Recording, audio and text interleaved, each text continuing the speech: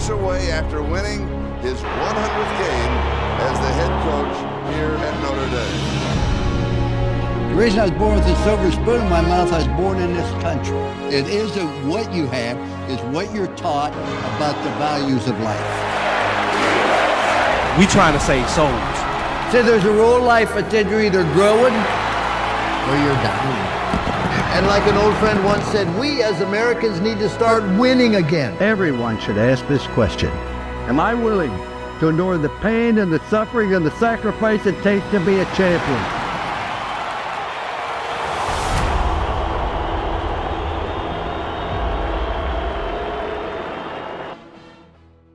Welcome to the Lou Holtz Podcast. Those of you who've seen this podcast before understand I'm an amateur doing this, but what really makes this program, we have great guests.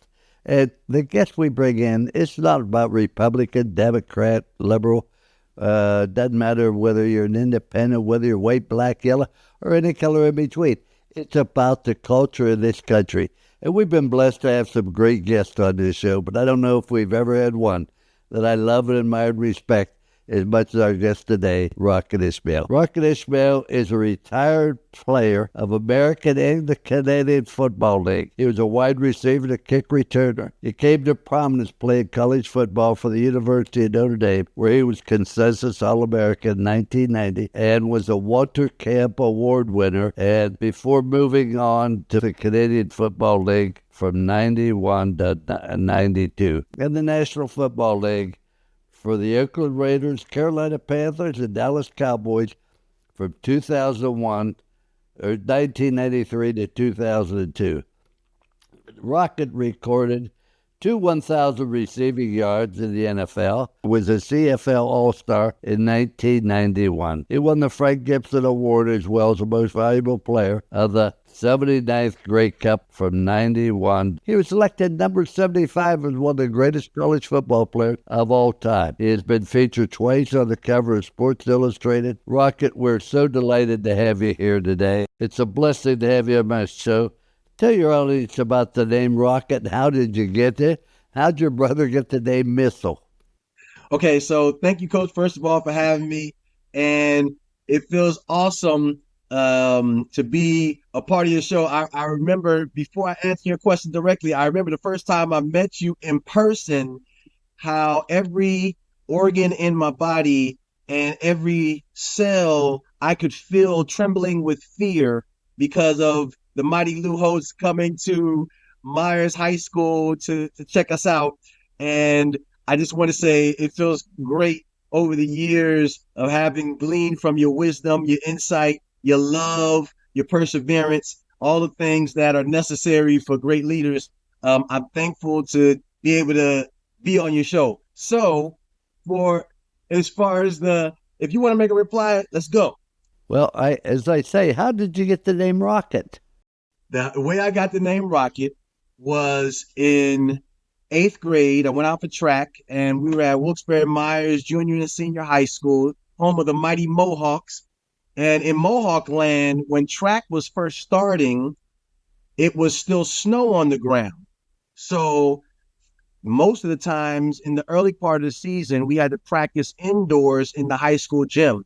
So our coach, his name was Jim Cross, we called him Boss as an affectionate nickname. He was teaching us how to come out of the blocks. And because it's a junior and senior high school, we have the seniors all the way down to 7th graders in the same practice area. So as he's teaching us to come out of the blocks, he puts $1 down at a certain distance.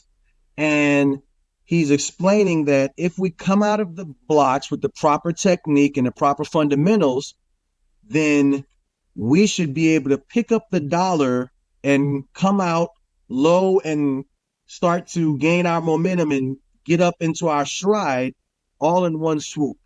So everybody's waiting their turn. And because I'm in 8th grade, we're like the low man on the totem pole, so we have to go last. All of a sudden, it was probably about 15 people who were in the sprinting brigade, and upperclassmen go, juniors, sophomores, freshmen, and no one is able to pick up the dollar. And so I'm now up and I come out of the blocks and I pick up the dollar all in one fell swoop. And Boss Cross, I don't know if you remember, I think the guy's name was Burgess Meredith. He was an actor, and I think he was the Penguin on the Batman episodes back in the day. And Boss Cross kind of talked like the Penguin. So when I came out of the blocks and picked up the dollar, he said, "Hey, that's it. Kid, come here. Do it again. Do it again. Come here, come here, come here. Did you see that? Come here. Do it again." And so I was like, "Okay, yes, sir." I went down and he didn't let me keep the dollar. I had to put the dollar back on the ground. So that was disappointing. However, I got back in the blocks. Boom. I came out. I picked up the dollar again. And he said, "That's it. Did you see that? He came out the blocks like a rocket." And from that day to this day, that name is stuck. And then you asked me also about how my brother got the name Missile.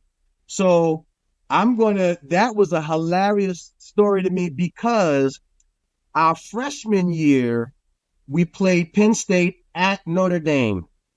And I didn't know anything about television production or anything about just setting a narrative and then being able to present it to the people as if it was something that you just thought of on the spot.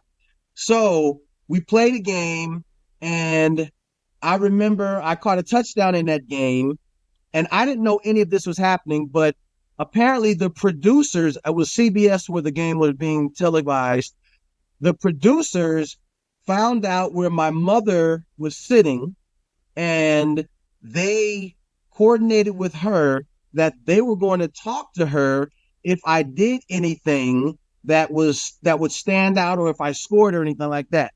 And they arranged all of that. My mother was in the cameras. Leslie Visser interviewed her. And so that was that. So how I found out, because, I didn't watch the television after the game or anything. We just went and hung out with the family. As I'm walking in the like on campus and around, people would come up to me like, "Hey, we saw the Launchpad." And I'd be like, "Oh, okay." And I guess Launchpad, Rocket, I guess they were, and I scored a touchdown in the game. Tony Rice threw it was like a post. And so when I scored, I'm thinking they're referring to some kind of cool terminology that has to be affiliated with Rocket. So all of a sudden, somebody shows me the game on tape, and it turns out that my mother, she was trying to think of some kind of cool thing to share with the CBS family. And so when Leslie Visser interviewed her, she said, "Well, not only do I have Rocket, who's here at Notre Dame, but I also have a son, and we call him the Missile. He's at Syracuse. And my youngest son is in high school. We call him the Bomb, and I'm affectionately known as the Launchpad." And it essentially went viral. And that's how I found out that my brother had the name Missile and my mother was called the Launchpad. Well, I'll tell you, when I recruited you, you were very shy. You didn't talk very, very much, but you had a great grandmother. That's who you lived with, and I recruited you. She was a wonderful lady. Tell us a little bit about her and the influence she had in your life. So my grandmother was very special. So first of all, she was determined. And you have to remember, I was born a Muslim. So my father was a Sunni Muslim. He went to college at El-Azhar University in Cairo, Egypt. And he was born a Christian, but then he became a Muslim, be fluent in Arabic, became a teacher, and when I was younger, I remember him starting like 3 masjids in Newark, New Jersey, where we grew up. My grandmother, however, was determined that we would be sons of the Most High God, and we would be in the kingdom of God. And so every time we would go to visit her in the summer, my dad, if he sent us and then he'd stay a couple of days and then he'd just let us hang out with our grandmother and he'd go back to Jersey, he said we would come back Christians. And so he and my grandmother, my father died when he was when I was 10 years old, and all of a sudden the burden of my brothers and I, and the financial burden, and that time we were attending a Muslim private school, and the environment that we were in, because my mother and my father were divorced, it was like it just boom suddenly came on my mother. So my grandmother told my mother, he was like, send the boys to live with me because this is a safe environment, and it has all of the public schools here in Wilkes-Barre, which is where my grandmother lived. They're the equivalent of the private schools where you were in Newark, and they'll be safe and everything will be fine.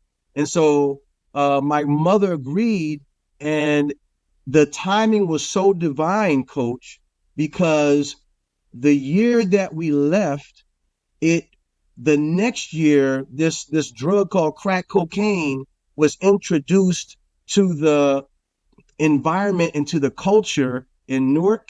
And Newark was a tough place initially, but once crack cocaine was introduced, it became like extra murderous, extra lascivious, extra violent. Like it devastated. To this day, there's remnants of what crack cocaine did. And this is the crazy part about it. I know we're talking about government and stuff, but once you do the research, it was one of the weapons or one of the products that was used by the CIA to raise money for secret wars and things that they were doing in other countries. So it was essentially government sanctioned, and it was devastating. And because my grandmother was able to, at 77 years old, tell my mother, hey, send the boys to live with me and they'll be safe, it was divine intervention on every level. And her guidance and her love was such that I remember from the time I was 2 years old, I would have what people call a sleep paralysis episodes.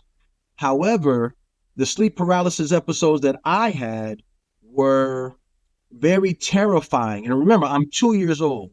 So this is like my first introduction to anything spiritual. And we're Muslims at the time. And it was like a tormenting terror. And I remember when I would wake up from them, I would run into my father's room, and my mother and my father were still married at the time. And I would say, we call my father Abuya, which means my father in Arabic. And I was like, Abuya, I had a nightmare. And so I would go into his room, and he would bring me into the bed with him. And then he would ask me to describe what happened. And as best I could, I would describe it. And so he discerned that it was a spiritual matter. And so as Muslims, we understand that at the time, we understood that the spiritual realm, when bad things happen, that's attributed to Shaitan or Satan. So we started to rebuke Shaitan. We would say, A'udhu billahi minash shaitanir rajim, or we would say a surah, which is like their version of a Bible verse. And he was very sure that that would remedy everything. Well, unfortunately for me, that didn't remedy anything. And probably for the next year and a half, every week I was having these episodes, and it was just terrifying. Fast forward, as I got older, they would happen less and less, but they would still happen. And the older I got, now I'm as a young preteen, the attacks would be more violent. So they would choke me or sit on my chest, things that were very disconcerting. And not that I got used to it, but it was just, what could I do? I had to sleep. And so I remember when we were with my grandmother, and she's telling us about Jesus, and she's telling us about, in order to live in her house, you have to go to church, even if you're not a Christian. And so we were just like, okay, that's fine with us. I had a really bad attack one night, and I remember the next day I woke up and I go into my grandmother's room. I was probably about 12 or 13, and I started telling her what I was experiencing. And I remember she was sitting there just, not relaxed, but she was sitting there and she was listening intently. And then at the end of my explanation, she simply said, the next time it happens, call on Jesus. And I was like, call on Jesus? What do you mean? I was like, meaning Jesus is for white people. That's their God. We don't believe in Jesus. That's not for us. And she didn't even bat an eye. She didn't flinch. She literally said, okay, no, I understand. She said, but the next time it happens, call on Jesus. So I went away feeling a little defeated, like, okay, I'm never going to get free from all of these issues that I have with the sleep paralysis and these demonic and spiritual assaults. Coach, I'm here to tell you, she told me that. I leave her presence, and I don't know, it might have been 3 weeks, a month later, I'm under attack, and it's terrifying. However, as it's happening, I remember the conversation that I had with my grandmother. And because I was being choked at the time, I couldn't say anything. I just thought Jesus. I thought the name that my grandmother told me to say and what it was connected to. And Coach, I'm no kidding, as soon as I thought Jesus, the entities, they left me alone. They just, it was like they got out of the room. And in that moment, even though I was still a Muslim, in that moment, I remember getting up and I looked around and I was like, oh my gosh, this Jesus is real. And from that moment, because we're still Muslims and my brothers were still Muslims, I would sneak into my grandmother's room. I would get a Bible off her nightstand and I would go on the back porch and I started reading it. Long story short, about maybe 6 months later, we're at a youth group concert in Hershey, Pennsylvania, and the musical performer, his name was Leon Patillo, and we were in Hershey Arena, and he gives an altar call to accept the Lord as your Savior. And I remember I was a little intimidated because my brothers were still there, but I could feel God's pull on my life, and I knew with evidence that this Jesus that they're talking about is absolutely real, just because of my own experience. And I just remember standing up, and it was like I felt like the chains of all of the years of being a Muslim and all the years of being subjected to spiritual wickedness that I was defenseless against, and Allah, which is the God of the Muslims, couldn't really help me. It was like I just felt like I stepped into the loving arms of Christ, and from that day to this, it's been a process of growing and maturing in that understanding. Well, you have grown, I'll say that. Now, Rocket, you were a great running back coming out of high school. You weren't very big. We recruited you. We're fortunate to get you. Penn State wanted you badly, etc. But your grandmother, I think, helped guide you to the University of Notre Dame. And we moved you to wide receiver because you had great athletic skills, but I didn't know if you were big enough to be a running back. It turned out you were. You ran for over 1,000 yards. But how hard was it to make that transition from running back to a wide receiver at a major college? So the difficulty was, I'll just take my first game. I remember the first game we were playing Michigan at home. They brought in portable, or I should say movable lights to light the stadium up. So the environment was overwhelming to my senses. It was just so much to take in. And I felt like it was an overload.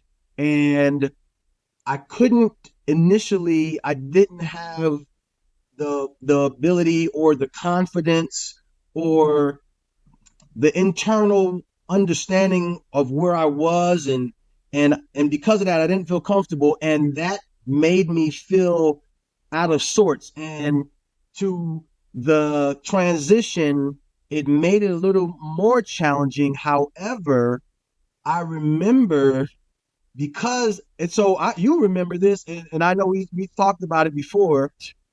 It wasn't until the Purdue game, which was maybe 3 or 4 games into the year, my freshman year, that I actually caught a pass. And I remember the feeling that I felt was this. I remember I'd only dropped one pass when I was in high school. And it was in my sophomore year. I came out of the backfield. They threw it to me in the flat, but it was the last game. It was a night game. It was like after Thanksgiving, and they didn't have gloves. I couldn't feel my hands. So the ball hit my hand and it just fell. And I was like, what happened? So that's the only pass I remember dropping. I used to pride myself in being able to catch anything. When I was moved to receiver, psychologically, the uncomfortable environment, not feeling sure of myself, and now it's like, okay, it's not a luxury to catch anymore because I'm a running back. Now I have to catch because I'm a receiver. And mentally, I was thinking too much. And before you knew it, I didn't catch a pass until like a month and a half into the season. So it was like all of those factors were playing and weighing heavy on my mind. And one of the saving graces was you were very graceful for me. And I know you could be terrorizing to everybody else, but for me, it was like, I look at it as God saw fit to have the top authority in our realm, which is our football team, the top authority in our realm, always, even when I would mess up and drop a pass, or if I would catch it, I'd be so scared I'd just collapse to the ground because I didn't want to drop it. You would speak words of life. You would speak affirmation. And then you would even find a way to find a positive when I dropped the ball. And it would soothe my soul. And then eventually, by the end of the year, I was back to my normal catching self. And I suspect that if it hadn't been for your approach and how you were able to help me navigate through that tough time, man, I might have been one of the biggest busts in Notre Dame history. No, I remember the first game was Michigan. We put you in. It was in the first quarter. We ran you on a go route. And you had such speed. I mean, your time was 4.2 in 40. And I used to say you could play tennis by himself. You could turn out the light and get in bed before it got dark. And you ran right by the Michigan players. Tony raced through a ball. We didn't complete it. You come over, your head was down. I remember putting my arm around you saying, Rocket, we didn't expect you to catch it. But look, Michigan players are going to get back deeper. We're going to throw away. It's all in looking at different things that happen as you go along. Now, when you came to the University of Notre Dame, you led us to an undefeated national championship season in '88. Finished your career with a record of, we were 33-44 against the most difficult schedule in the country. Can you tell me your most favorite memory as a player at Notre Dame? Yes. My absolute, I love this.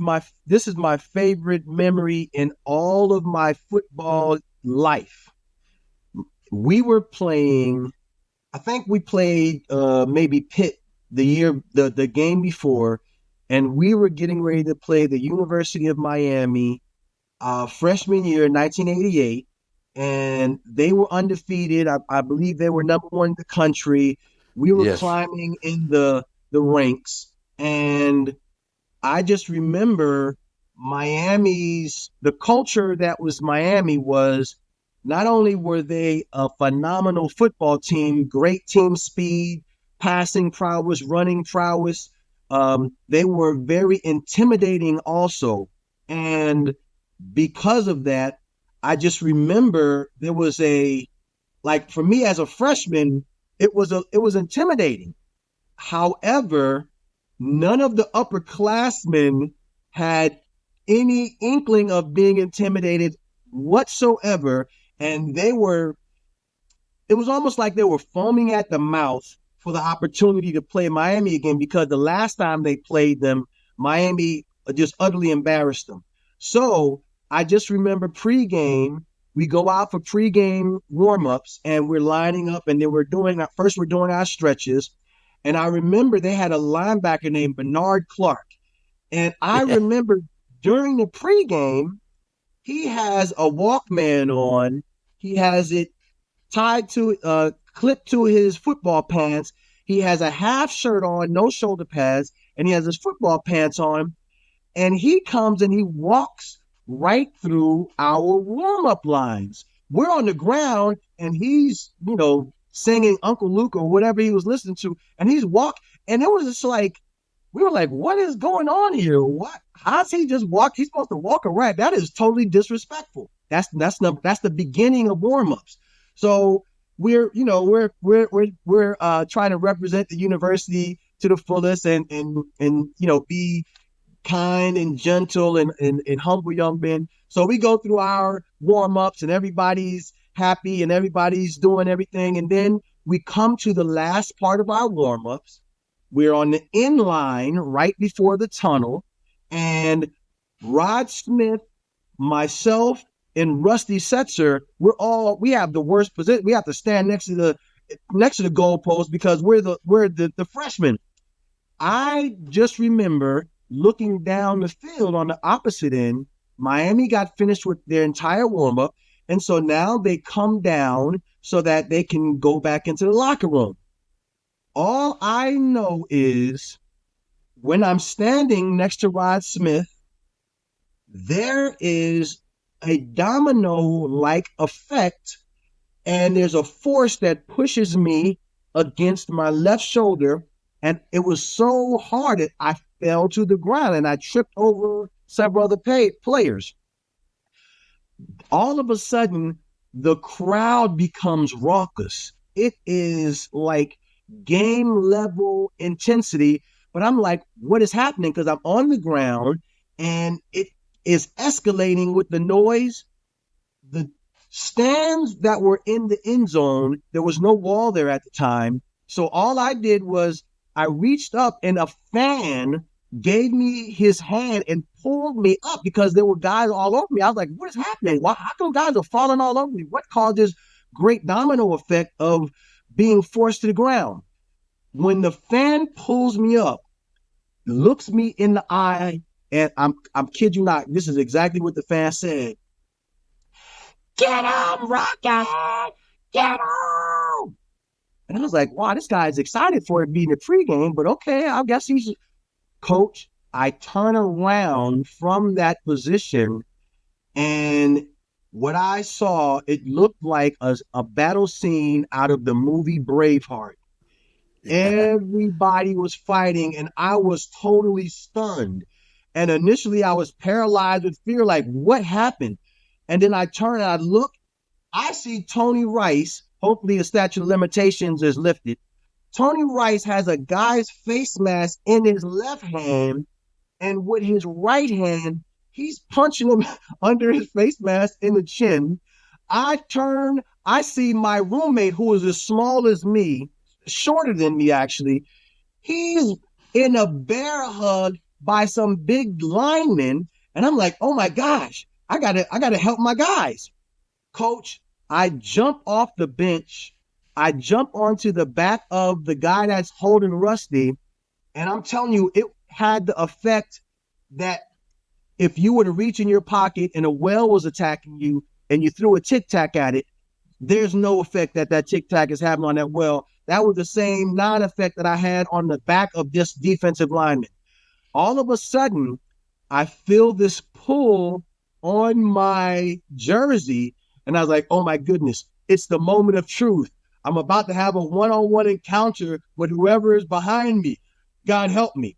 I turn around, and it's a Indiana State trooper. He's like, get to the locker room. I was like, yes, sir. And so we all start filing into the locker room. And I remember the feeling when everybody starts coming into the locker room was the feeling that when you're being bullied by someone, and the bully is a big, formidable individual, and he punched you in the nose, but you punched him right back in the nose. And even though that was the feeling, it was like as a young man, it made me feel like a man, like, okay, I don't have to back down, even though the opponent is formidable. So now it starts to intensify because no coaches, the father Riley wasn't in the room, no managers, no trainers were in the locker room. So all of a sudden, I'm looking around and everybody's like excited, but they were like, hey, where are the coaches? Where's everybody? And then somebody was like, man, what if Coach Holtz is mad at us and he cancels the game? And all of a sudden, I remember that thought kind of rested a little bit. And then we heard the knock. 2 minutes, coach, 2 minutes. And we were like, oh my gosh, they're gonna cancel this game.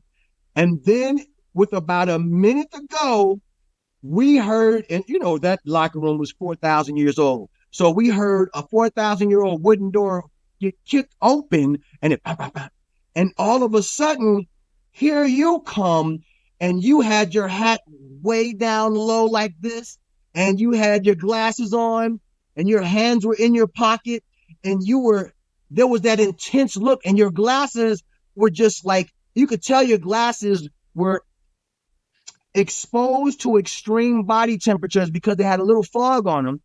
And you walked to the one part of the locker room where you would give the speech, because it was a very small locker room, and you started pacing back and forth, and your shoulders were up like you were trying to make your body bigger because you want to beat somebody up.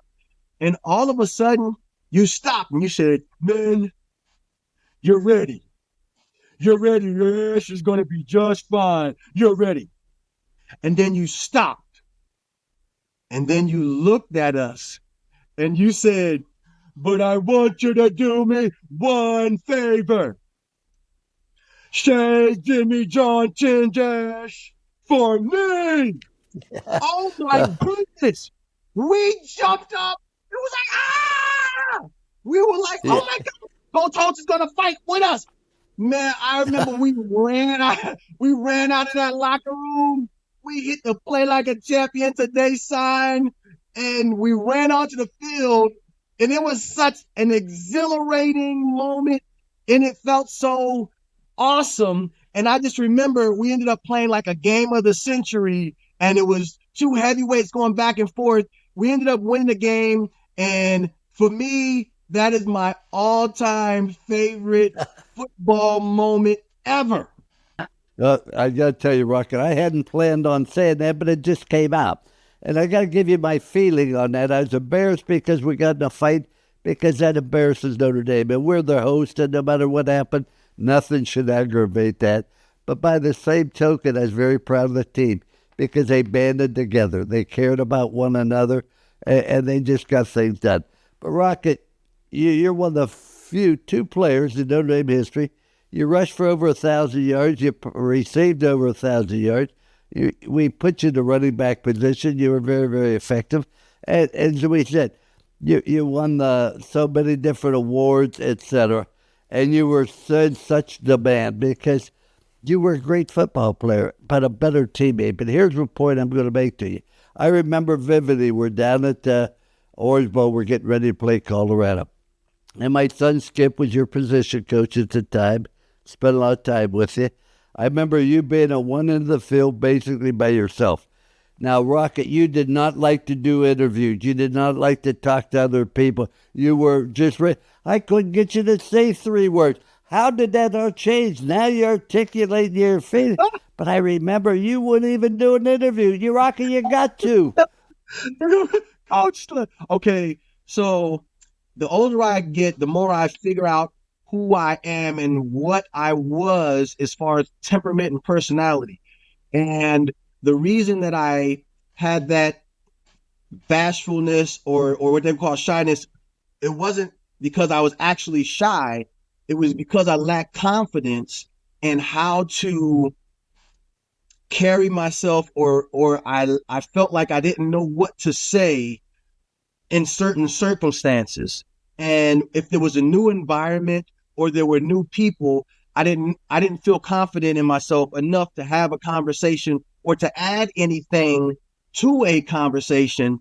So because of that, I didn't have, I just chose by default to fall back, if you were, or to just to observe.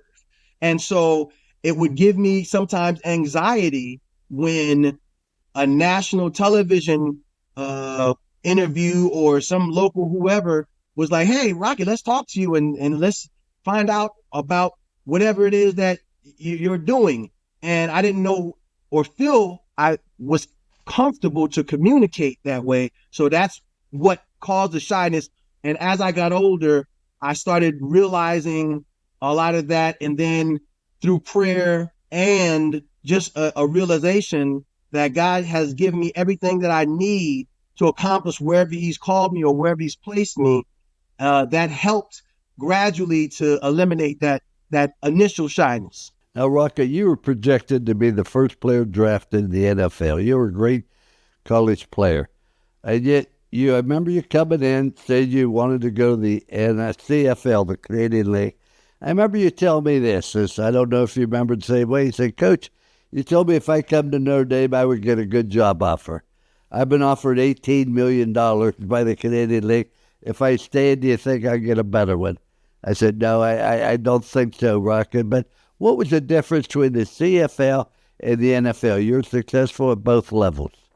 So, but the prior, if I may, the reason that I actually decided to go pro was this.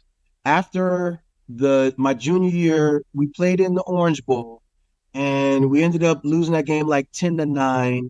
And well, wait. That game, we're down by 1 point. They have 4th and 5 on their 45. We put on a punt block. They then take a 5-yard penalty.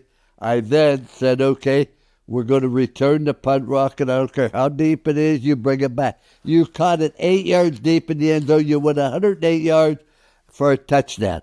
There were 5 officials within 15 yards did not call a penalty. Some guy 30 yards away called the penalty after you cleared to go into the thing. So that was the worst call I've ever seen, and I'll say this. That is how legends were made. It was unbelievable on that. But go ahead. I didn't mean to interrupt you. No, but you talked about the Orange Bowl. Perfectly fine.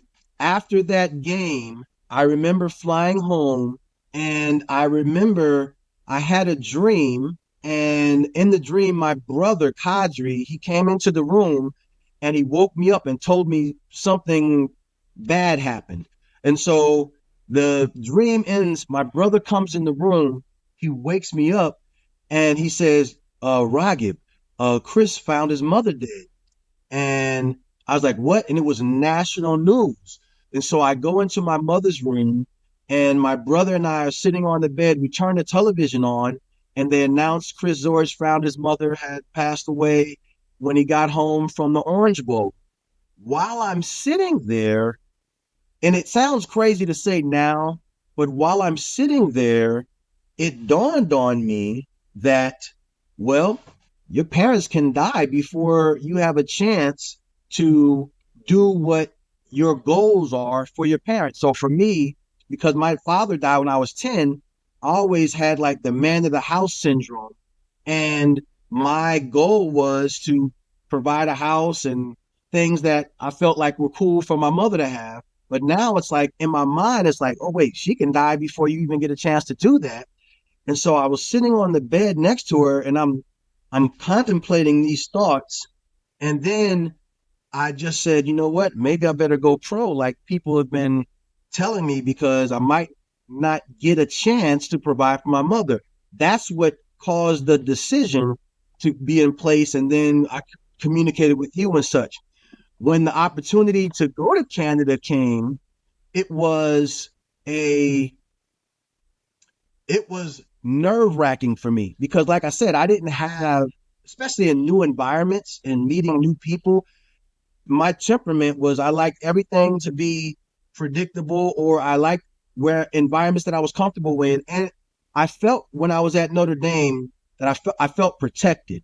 I felt like the environment was, if there were new aspects that would come in, I could just call somebody on the coaching staff. I could call somebody in the sports information office. I could get my rector or whatever, and they would handle the heavy lifting. Now I all of a sudden had to handle the heavy lifting. So fast forward, I'm in Canada, and not to the degree of the transition from high school to Notre Dame, but the degree of difficulty and challenge was a little different because primarily I was receiver, and in Canada they have 12 guys on the field. So when I would line up, it was like I could only look at half the field for the first probably 6 games, because if I looked everywhere, I'm like, man, wait, where are all these guys coming from? And eventually the actual rules in Canada, you have 3 downs. And if you don't get a first down before 3 downs, then you have to punt it away. You have when they punt the ball to you, the team that's punting the ball, they can only come within 5 yards of you if you don't touch the ball and if you don't fair catch. So if they punt the ball and it bounces, I can literally stand right next to the ball, but those who just came down, they have to be 5 yards away until I pick up the ball. So that I had to get used to that little nuance. And just that probably was those rules, I should say, were probably the most challenging. But then it was also liberating because the field, I think it's like 55 yards wide. So it is a little wider and you have more room to run. So things like sweeps and speed is a big advantage in that area. So those are the biggest transitions. And the other transition, my first year transition culturally, I took the Notre Dame culture and the culture that you set for granted. I just automatically thought every football team was like that, where you believe you can win. You're always doing what is necessary to have success. And that's not necessarily the case with organizations. So I found that when I went to Canada, they had a winning culture. They had in Toronto, they had a lot of veterans and guys that had been a part of winning teams. So they knew how to appropriately carry themselves. But when I got to the NFL, I started to see more business elements.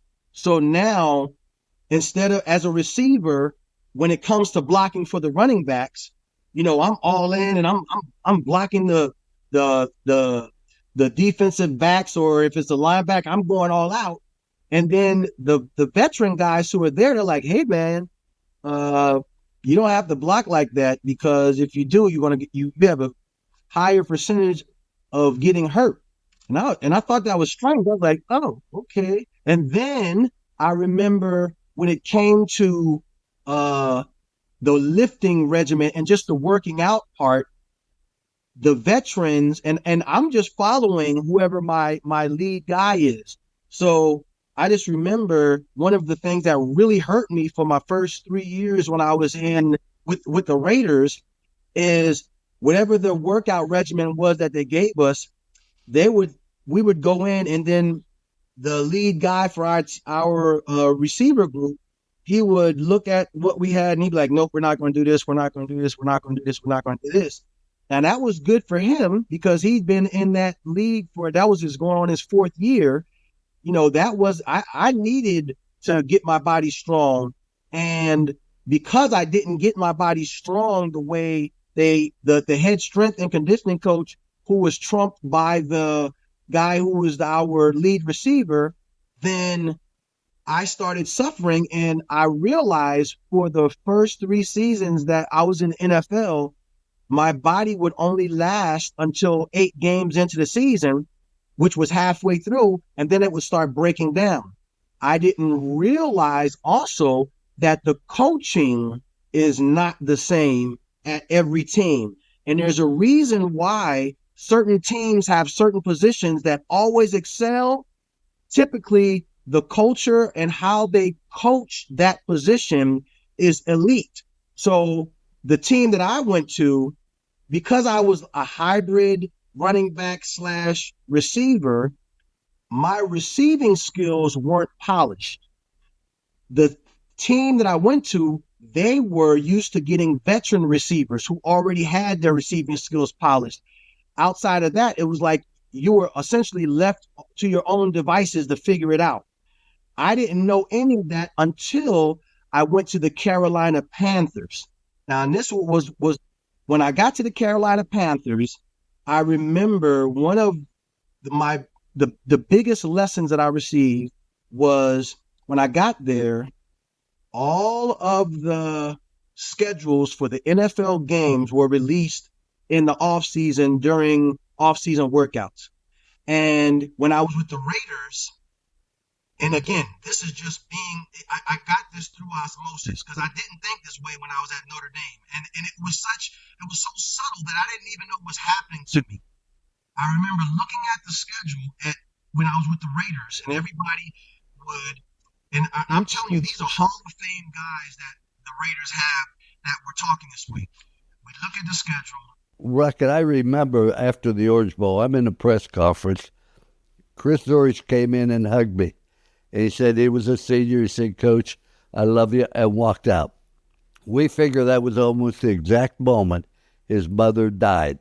And she was a wonderful woman. But you went on, you had a great career, no doubt about it. But you were different teams. And we talk about culture. We talk about the culture of this country. We talk about the culture of teams. All we try to do is build a culture based on do the right thing, do the best you can, show people you care. Those three rules. What is the biggest difference on the cultures of the NFL teams you played on? Was there one team that had a winning culture like we had at Notre Dame?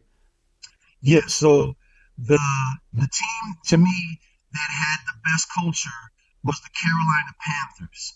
And it sounds odd to say that, but the reason that they did, because they were an expansion team, but the reason that they had the culture the way they did was because they were able to get players that came from great cultures. So they got players that came from the San Francisco 49ers dynasty. They got players that came from the New Orleans Saints, that great defense that they had for several years. And they got coaches that came from great teams that had great cultures. And my greatest example was when we were at the Raiders, when the schedules were released, all of the veterans would get around and they would look at the schedule and they would go down team by team. And every team that was in, say, because we're in Los Angeles and it's 70 degrees all the time there, lovely weather, if they saw a game for us going to Buffalo, where it's cold and it was at the end of the year, or to Green Bay, or somewhere back east, the prevailing thought was, this is going to be a difficult game for us. We're probably going to lose this game because the weather. Then, if it was something like going in Miami earlier in the season, they're like, we're probably going to lose this game because it's going to be 98 degrees and 100% humidity. So it was like they were always suddenly finding ways and reasons to validate why they wouldn't be successful. When I got to the Panthers, this now has been thrust upon me, and I received that same type of mindset. So now the schedule coming out, and I'm mimicking what I learned when I was with the Raiders.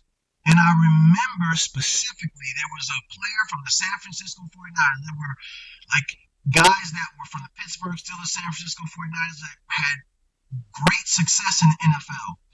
And all of the younger... Well, we're almost running out of time, Rocket, for the show. And we have a little problem with your mic, but I have two last questions that's very brief. Tell us about your 4 children. I know how dedicated you are to them. My children are amazing, 21 to 27, and they're all they're in the arts in some capacity. And my youngest daughter, she just moved to Brooklyn, New York. My other 3 are here and doing fine, thriving. They're doing their passion, and I thank God for them every day. Well, I tell you, Rocket, you're unbelievable.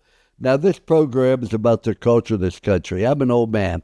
I've seen a lot of changes in the culture. What changes have you seen in the culture of this country, and what can we do to get the culture back? Well, one of the things that I noticed early when my children were about in middle school, there was a mantra that was released that I felt in my spirit was not above board. And the mantra was, don't judge. And I remember it sounded good on the surface, but there was something about it. So as I started thinking about it, I realized that there are different degrees or levels of judging. And I remember sitting down with my children and said, hey, your discernment is a part of judging. And because of that, you are to never turn off your discernment, because God has given that to you to protect you. And in the culture that we are presently in, there are mantras that are released by the media or the masses, if you will, and you have to be very discerning. Now, we don't judge and say someone is condemned to hell and they'll never have an opportunity to be redeemed, because only God can judge to that degree. But for us to be able to have a level of understanding, and if there is a violation that we feel in our hearts, that we sense that somebody may be doing or may be about to do, we don't just say, well, I'm just going to stay in this situation because I'm not going to be judgmental. No, you get out of there, because God gave you that so that it can protect you. And that's what I share with my children in regards to the whole judgment paradigm. So that's a short that I would add to the list of how to get the culture back on track. Well, Rocket, you're an amazing individual. I have greatest respect for you. You're not only a great player, you're a great teammate, and I know you're an outstanding father and husband. So thank you for joining us. I'm sorry we had some microphone or some problems with the recording, because I couldn't always understand what you were saying, but hopefully we get that straight. But just thank you for being here. You know, you have a problem, you call me, then you call 911. I'm always here for you. You're one of the all-time greats, one of my all-time favorites. Thank you, Rocket. Thank you, Coach. And he walks away after winning his 100th game as the head coach here at Notre Dame. The reason I was born with a silver spoon in my mouth, I was born in this country. It isn't what you have, it's what you're taught about the values of life. We trying to save souls. So there's a rule in life that you're either growing or you're dying. And like an old friend once said, we as Americans need to start winning again. Everyone should ask this question.